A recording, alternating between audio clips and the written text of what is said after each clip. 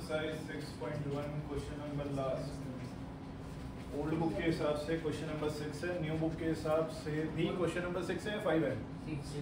6 ही है। उन्होंने कहा है एक एंगल बनाइए खुद से जिसका नाम है एक्स वाई जेड और उसकी वैल्यू कितनी है 64 डिग्री। तो मैंने आपसे कहा खुद से करने के लिए, तो आप में से कुछ बच्चों ने जो फिगर बनाई है इसकी, उसमें एक्स वाई जेड को ऐसे बनाया गया है। बताओ इसमें क्या गलती है? ये तो राइट एंगल ट्राइंगल है, राइट एंगल ट्राइंगल में सॉरी राइट एंगल है ये तो, ठीक है ना। राइट एंगल में तो कितना डिग्री होता है 90 डिग्री और दिया कितना है 60 डिग्री। तो इसलिए ये जिसने भी बनाया है उसका ये गलत है, प्लीज इसको सही कर लीजिए। ओके, इस तरह से बनेगा, एक्यूट एंगल बनेगा। एक्यूट एंगल मतलब 90 से छोटे वाला एंगल बनेगा। कितना दिया है वो 64 डिग्री। फिर उन्होंने कहा है कि एक्स वाई को एक्सटेंड करो किस पॉइंट तक? ई पॉइंट तक, ठीक है। फिर वो कह रहे हैं कि जब आप ऐसा कर लोगे, एक्स वाई को एक्सटेंड कर लोगे, तो अब जो एंगल बन रहा है जेड वाई पी, इस जेड वाई पी को कर दो बाइसेक्ट। क्या कर दो? बाइसेक्ट करने का मतलब होता है कट करना या दो इक्वल पार्ट्स में कट करना। तो इसको दो इक्वल पार्ट्स में कट कर दिया आपने, और इस रे का नाम क्या गया है? वो वाई क्यू। तो ये वाला एंगल इस वाले एंगल के इक्वल है। कैसे बनाई है? अगर ये एंगल ए है तो ये एंगल भी ए होगा। बताओ क्यों? क्योंकि ये दो इक्वल पार्ट्स में डिवाइड हो रहा था बाइस। और किसी को फिगर से रिलेटेड कोई डाउट है कि ऐसे बननी चाहिए थी या हमने ऐसे बनाई है? कोई डाउट नहीं है? फिर समझ लेते हैं, जरा क्वेश्चन कर लेते हैं फटाफट से। जरा बोर्ड पर देखो और बताओ इन तीनों का सम। कौन कौन कह रहा है 180? रीजन के साथ sum of adjacent angles on a straight line is 180 degree। तो लिख लो, मेरे साथ साथ लिख लो, 64 plus a equals to 180 degree. Reason आ जाएगा sum of adjacent angles on straight line is 180 degree।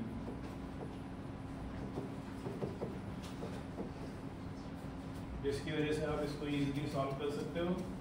a plus A is 2a, ये 64 इधर प्लस का उधर जाकर माइनस का हो जाएगा।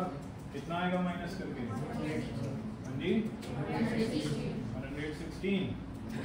ये a निकालना है, डिवाइड हो जाएगा 50। तो a कितना आ गया 50। जो मुझे पता था वो मैंने कर दिया। अब देखते हैं क्वेश्चन में पूछा क्या गया। क्वेश्चन में आपसे पूछा गया है बच्चों, पहला एंगल बताओ कौन सा पूछा गया है?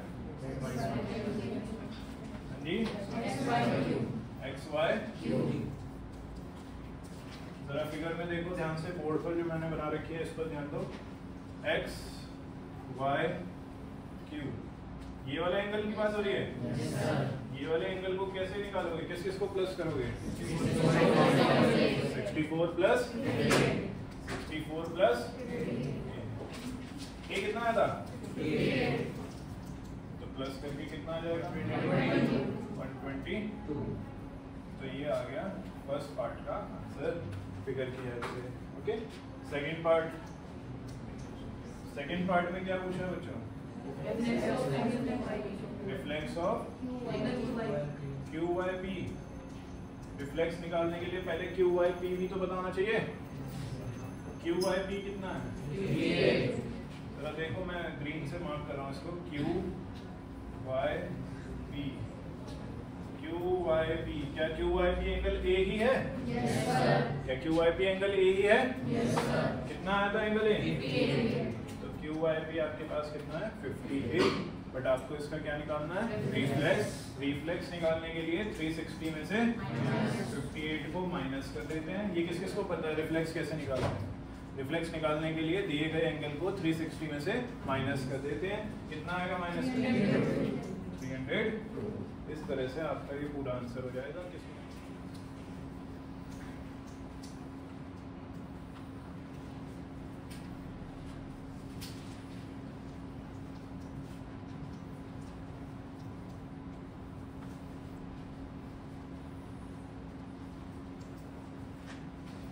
देखना जरा, यही नाम थे क्या? सही बना दी मैंने फिगर पूरी। गिवन में है कुछ OR is perpendicular on BQ, perpendicular है तो ये भी 90 और ये भी 90 हो जाएगा, है ना। और प्रूफ में क्या करना है, to proof angle ROS equals to half of QOS minus POS, यही है। याद हो गया मुझे तो प्रूफ करने के लिए सिंपल सा फंडा ये है, जो टू प्रूफ में दिया है उससे याद रख लो कि सबसे पहले ROS और QOS में रिलेशन निकालते हैं। किस में रिलेशन निकालनी है, ROS और QOS। तो ROS ये है और QOS ये पूरा है, सही बात कर रहा हूं मैं। QOS ये पूरा है, ROS ये है।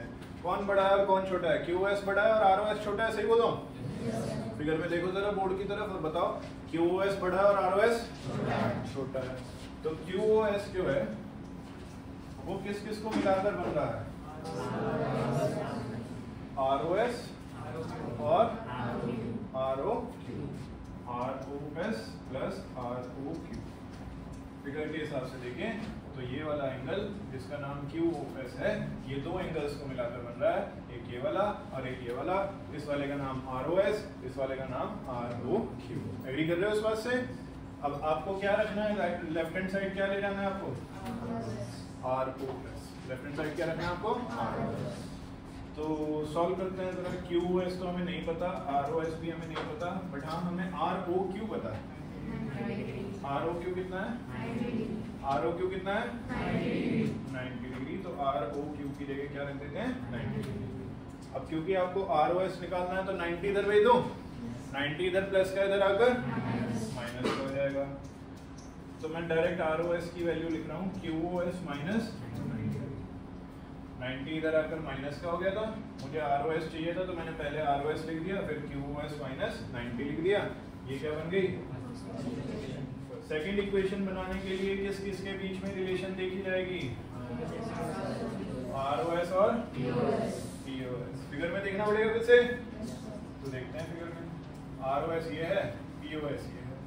ROS POS दोनों को मिलाकर क्या बन रहा है, एक साथ बोलो भाई, ROS और POS दोनों को मिलाकर कौन सा एंगल बन रहा है, ROP। तो ROS और ROP को मिलाकर ROS और POS,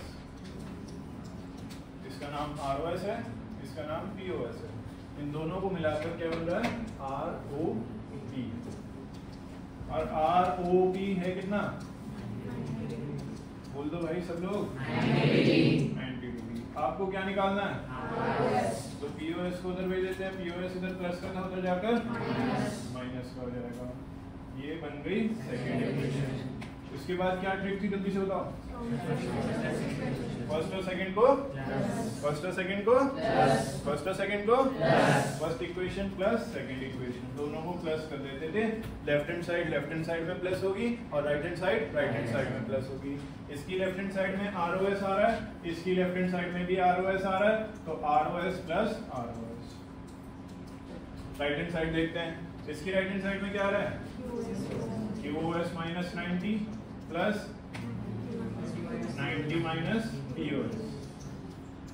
कुछ कैंसिल भी हो रहा है क्या, 90 से 90 कैंसिल हो गया, है ना। ROS plus ROS 2ROS equals to QOS minus POS। ये 2 इधर मल्टीप्लाई में उधर जाकर डिवाइड हो जाएगा, पूरे के साथ डिवाइड में आएगा, इसलिए ब्रैकेट लगा रहा हूँ। और यही तो आपको प्रूव करना था, प्रूव इसी तरह से कवर है। नेक्स्ट एक्सरसाइज पर आओ, एक्सरसाइज 6.2 पर क्वेश्चन नंबर 4।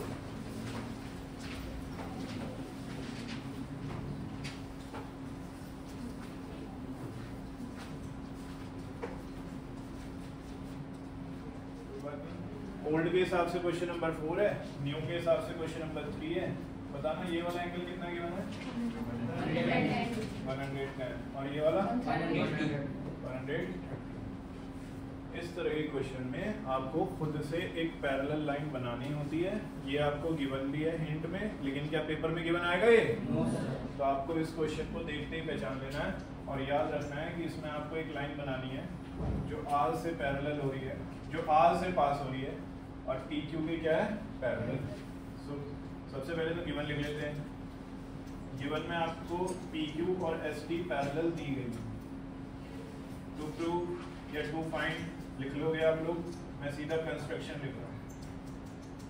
कंस्ट्रक्शन में हमने एक लाइन बनाई है जो कि आर से पास हो रही है और पी क्यू के क्या है? पैरेलल। इस लाइन का कुछ नाम दे देते हैं, एल बोल रहा हूँ, let's suppose small L. Draw a line L passing through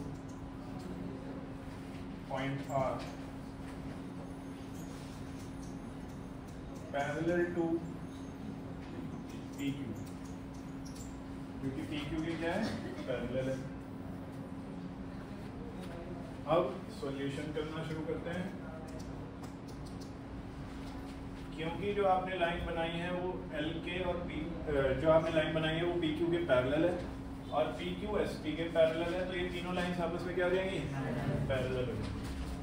PQ parallel to ST it is given and PQ parallel to L by construction आपने बनाई है ये खुद से, जिसकी वजह से मैं इन तीनों साइड्स को क्या लिख सकता हूँ कि ये तीनों साइड्स आपस में क्या है? पैरेलल। तीनों साइड्स आपस में क्या हो रही है? पैरेलल। अब मुझे ये वाला एंगल निकालना है। अमृत इसका नाम क्या बेटा? QRS मुझे एंगल निकालना है। क्या मैं डायरेक्ट निकाल सकता हूँ या पहले इसके साइड वाले निकालूं? इसके साइड वाले निकाल लेते हैं, फिर इसको 180 रख के निकाल पाएंगे, है ना? चलो बताओ इसका साइड वाला और इससे डाटा कैसे निकालें? ये वाले, ये और ये क्या रिलेशन रखते हैं? गुड, को इंटीरियर एंगल, जिसकी वजह से इनका सम कितना हो जाएगा? 180। अगर मैं इसको x, इसको y और इसको z बोल दूं तो फिलहाल मैं x निकाल रहा हूँ, तो x और 110 एक ही साइड आ रहे हैं और पैरेलल लाइंस के अंदर आ रहे हैं, तो इनका सम कितना होगा? 180 degree. x plus 110 equals to 180 degree. Reason लिख देंगे को इंटीरियर एंगल्स, और x आएगा 180 माइनस 110 जो कि कितना हो जाएगा? 70। चलो शिवम आप बताओ बेटा, y वाला कैसे निकालें? y वाला किसके साथ को इंटीरियर है? 130 के साथ को इंटीरियर है। Very good. y और 130 दोनों ही पैरेलल लाइंस के बीच में आ रहे हैं और एक ही साइड आ रहे हैं, तो ये को इंटीरियर होंगे और को इंटीरियर का सम कितना होता है? 180 डिग्री।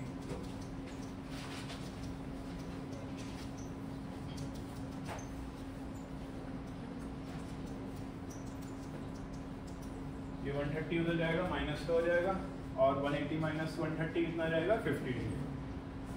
क्या आपको x निकालना था, y निकालना था या z? आपको तो z निकालना है, तो मैं थोड़ा सा स्पेस की कमी की वजह से यहाँ कर रहा हूँ काम। अब x, z और y तीनों का सम कौन कौन कह रहा है? 180 degree. Ashmit reason? Sum of adjacent angles on a straight line is 180 degree. So x plus z plus y equals to 180 degree. Sum of adjacent angles on a straight line is 180 degree. x की value 70, z आपको निकालना है, y की value 50. 70 plus 50 is 120. ये 120 इधर plus का उधर जाकर तो z की वैल्यू कितनी आ जाएगी? 60, यानी कि इस एंगल की वैल्यू जो उसने पूछा है QRS, इसकी वैल्यू कितनी आ जाएगी? 60 डिग्री। QRS की वैल्यू कितनी आ जाएगी? 60 डिग्री। किस किस को समझ आ गया? क्या कंस्ट्रक्शन हो रही है वो भी क्लियर हो रहा है?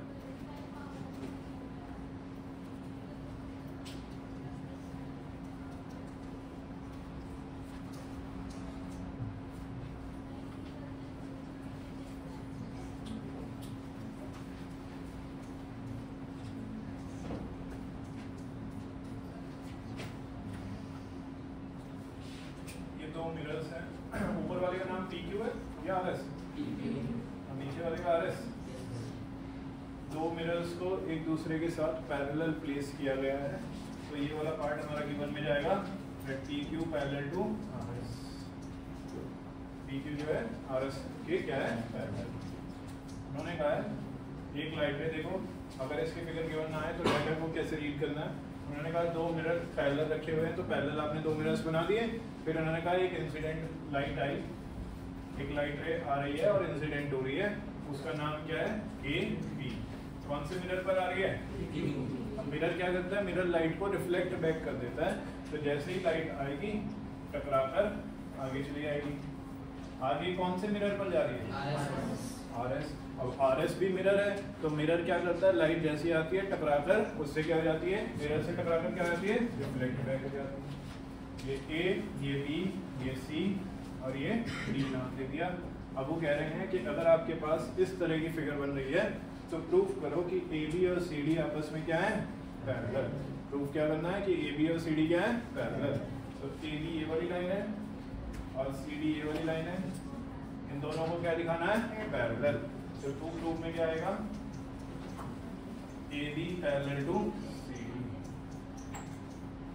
ये भी इंपॉर्टेंट क्वेश्चन में से एक है, क्योंकि इसमें भी क्या होती है? कंस्ट्रक्शन।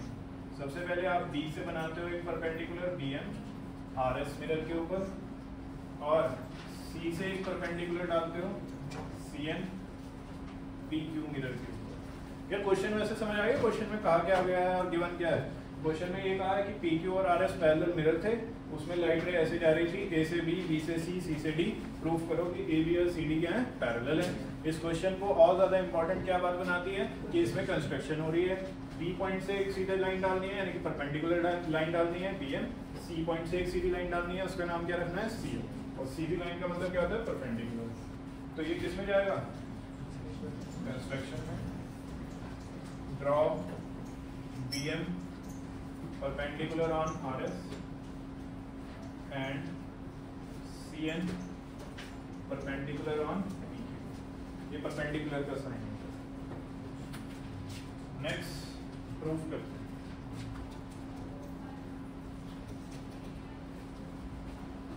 जरा देखना, ये वाला एंगल दो पार्ट्स में डिवाइड हो रहा है, ये वाला एंगल भी दो पार्ट्स में डिवाइड हो रहा है। तो नाम रख देते हैं एंगल्स का 1 2 3 1 2 3 4। बताओ 1 वाला 2 के इक्वल और 3 वाला 4 के इक्वल क्यों होगा? ये हमने क्लास 8th में भी पढ़ा है, ये हम क्लास 10th में भी पढ़ेंगे कि लॉ ऑफ रिफ्लेक्शन के हिसाब से एंगल ऑफ इंसिडेंस जो होता है वो एंगल ऑफ रिफ्लेक्शन के इक्वल होता है। एंगल ऑफ इंसिडेंस जो होता है मतलब जो लाइट आ रही है जिस एंगल से वो आ रही है उसी एंगल से टकराकर वो आगे जाएगी। ध्यान से सुनना इस चीज को, जिस एंगल पर वो आ रही है उसी एंगल से टकराकर वो आगे जाएगी, तो एंगल 3 एंगल 4 के इक्वल होगा। जिस एंगल से वो आ रही है उसी एंगल से टकराकर वो आगे जाएगी, तो एंगल 1 एंगल 2 के इक्वल होगा। ठीक है, तो एंगल 1 एंगल 2 के इक्वल है, एंगल 3 एंगल 4 के इक्वल है। रीजन क्या है? Because angle of incidence angle of reflection के इक्वल होता है according to laws of reflection.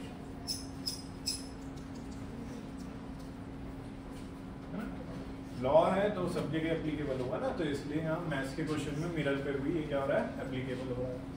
और आपको एक चीज स्पेशल ध्यान रखनी है, वो ये है कि जब आप दो पैरेलल लाइंस के बीच में परपेंडिकुलर बनाते हैं तो वो भी आपस में क्या होते हैं? पैरेलल। जब आप दो पैरेलल लाइंस के बीच में परपेंडिकुलर्स बनाते हैं तो वो भी आपस में क्या होते हैं? जरा इस रूम में एग्जांपल दो इस चीज का कोई। मेरे आसपास कोई एग्जांपल? बोर्ड है पक्का? ये दोनों लाइंस कैसी हैं? पैरेलल है। ठीक है, ये मैंने एक परपेंडिकुलर डाला दो पैरेलल लाइंस के बीच में, सीधी लाइन डाली। ठीक है, ऐसे ही एक परपेंडिकुलर यहाँ पर डाला। ठीक है, दो पैरेलल लाइंस के बीच में, तो एक परपेंडिकुलर ये हो गया, एक परपेंडिकुलर ये हो गया। क्या ये वाली लाइन और ये वाली लाइन एक दूसरे के पैरेलल है? कौन कौन एग्री कर रहा है इस बात से? पैरेलल जा रहे हैं ना ये दोनों लाइंस, इनको ऊपर बढ़ाऊंगा तब भी मीट नहीं करेंगे, नीचे बढ़ाऊंगा तब भी मीट नहीं करेंगे। Parallel lines never meet each other, never intersect each other. तो जब अगर आपके पास दो पैरेलल लाइंस होती हैं और उनके बीच में आप परपेंडिकुलर्स बनाते हो तो वो परपेंडिकुलर्स भी आपस में क्या होते हैं? पैरेलल। क्या होते हैं आपस में? तो एक परपेंडिकुलर आपने बनाया था BM और एक परपेंडिकुलर आपने बनाया था CM। इन दोनों को मैं पैरेलल लिख रहा हूँ डायरेक्ट। क्यों लिख रहा हूँ? Because perpendiculars between two parallel lines are parallel to each other. Perpendiculars between two parallel lines are perpendicular to each other. अगर आप दो पैरेलल लाइंस के बीच में परपेंडिकुलर बनाते हैं तो वो आपस में क्या होते हैं? पैरेलल। अब जिन बच्चों को ये क्वेश्चन नहीं आता है वो जरा ज्यादा फोकस रखेंगे बोर्ड पर। ये रहा BM, ये रहा CM। एकदम से बताना जो मैं पूछूंगा, क्या BM और CM पैरेलल है? ये क्या कहलाएगा? जितने बच्चे कह रहे हैं ट्रांसवर्सल है, सबको दिख रही है साफ साफ ट्रांसवर्सल। तो इसकी वजह से एक तो एंगल बन रहा है 2 और एक एंगल बन रहा है 3। एक एंगल ट्रांसवर्सल के इधर आ रहा है और एक एंगल ट्रांसवर्सल के इधर आ रहा है। कैसे कहलाएंगे फिर ये? और ऑल्टरनेट इंटीरियर एंगल्स इक्वल होते हैं? Yes sir. देखो ये BM है, ये CN है, ये ट्रांसवर्सल है। BM और ट्रांसवर्सल के बीच में कौन सा एंगल बन रहा है? एंगल 2। CN और ट्रांसवर्सल के बीच में कौन सा एंगल बन रहा है? एंगल 3। एक एंगल ट्रांसवर्सल के इधर आ रहा है, एक इधर आ रहा है। इसका मतलब ये दोनों एंगल्स आपस में क्या होंगे? इक्वल होंगे, बिकॉज ये कैसे एंगल्स हैं? Alternate interior angles. तो हम लिख सकते हैं कि अगर ये दोनों साइड्स पैरेलल हैं तो इसका मतलब एंगल 2 एंगल 3 के इक्वल होगा। Reason alternate interior angles. Alternate interior. अब देखो 1 2 के इक्वल, 2 3 के इक्वल और 3 दोबारा देखना 1 2 के इक्वल, 2 3 के इक्वल और 3 ये तो चारों इक्वल आ रहे हैं। चारों को इक्वल लिख दो एक साथ। So it implies angle 1 equals to angle 2 equals to angle 3 equals to angle 1 equals to angle 2 equals to angle 3 equals to angle 4। चारों एंगल्स इक्वल आ गए। क्या चारों एंगल्स ही इक्वल दिखाने थे? हमें तो कुछ और दिखाना। फिलहाल यहाँ तक समझ आया? उसके आगे से ही कर रहा हूँ क्योंकि एंगल 1 एंगल 2 एंगल 3 एंगल 4 चारों एंगल इक्वल है तो मैं इन दोनों को साथ में ले रहा हूँ और इन दोनों को साथ में ले रहा हूँ और प्लस कर। चारों इक्वल है ना, तो मैंने शुरू के दो वाले एक साथ ले लिया और बाद के दो एक साथ ले लिया और दोनों को क्या कर रहा हूँ? प्लस। तो एंगल 1 प्लस एंगल 2 और एंगल 3 प्लस एंगल 2 जब आपस में इक्वल है तो उनके सम भी क्या होंगे?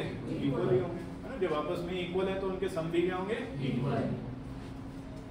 जरा बोर्ड पर देखते रहो और बताओ कि एंगल 1 और एंगल 2 को मिलाकर जो एंगल बन रहा है उस एंगल का नाम क्या है? एंगल 1 और एंगल 2 को मिलाकर जो एंगल बन रहा है उसका नाम क्या है? ABC।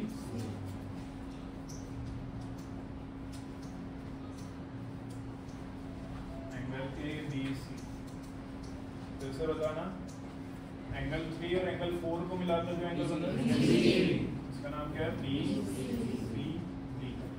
तो एंगल 3 और एंगल 4 को मिलाकर जो बन रहा है उसका नाम क्या है? BCD।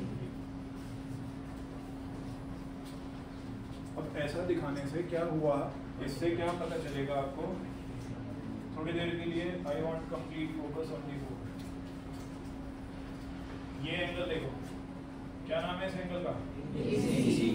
ये AB को टच कर रहा है और BC को टच कर रहा है। I want complete focus on the board. ये ध्यान दो सभी बच्चे, नोट करने में बिजी मत रहो, अभी सिर्फ समझने पर फोकस करो। ABC यही तो बोल रहे हो इस एंगल का नाम। और इस वाले का क्या बोल रहे हो? BCD। BCD, ठीक है। अब मुझे बताओ AB और CD के लिए BC क्या है? ट्रांसवर्सल है। ये एंगल्स आपस में आपने क्या दिखाए हैं? इक्वल। लेकिन ये एंगल्स तो हैं कैसे? ऑल्टरनेट इंटीरियर एंगल्स तो कब होते हैं? जब दो लाइंस से हो। तो ये एंगल इस लाइन से मिला हुआ है AB और ये एंगल इस लाइन से मिला हुआ है CD, इसका मतलब ये दोनों लाइंस क्या होंगी? इसका मतलब ये दोनों लाइंस क्या होंगी? तो यहाँ तक हो गया था आपका नोट? तो इसके बाद लिखो बट दीज